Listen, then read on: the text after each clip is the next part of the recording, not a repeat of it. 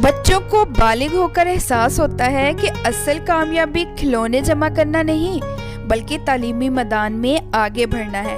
پھر شادی ہونے پہ معلوم ہوتا ہے کہ بہترین شریک حیات کا ملنا اصل کامیابی نہیں۔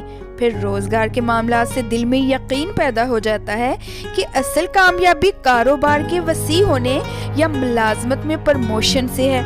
جوانی ڈھلنے پر نقطہ نظر تبدیل ہو جاتا ہے کہ اصل کامیابی تو باصلاحیت اولاد، بڑے سے گھر اور بہترین گاڑی کے ہونے سے ہے۔ پھر بڑھاپے میں انسان کے نزدیک اصل کامیابی کا پیمانہ بیماریوں سے بچ کر جسمانی اور دماغی تندرستی کا برقرار رہنا قرار پایا جاتا ہے۔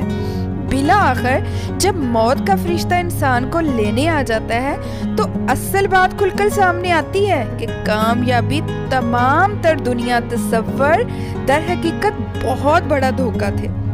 اصل کامیابی تو اللہ پاک کے احکامات اور محمد رسول اللہ صلی اللہ علیہ وسلم کے مبارک اعمال میں تھی، جس کے لیے کبھی وقت ہی نہ مل سکا۔ تو سمجھ گئے ہوں گے آپ کامیابی کا راز ہے کیا۔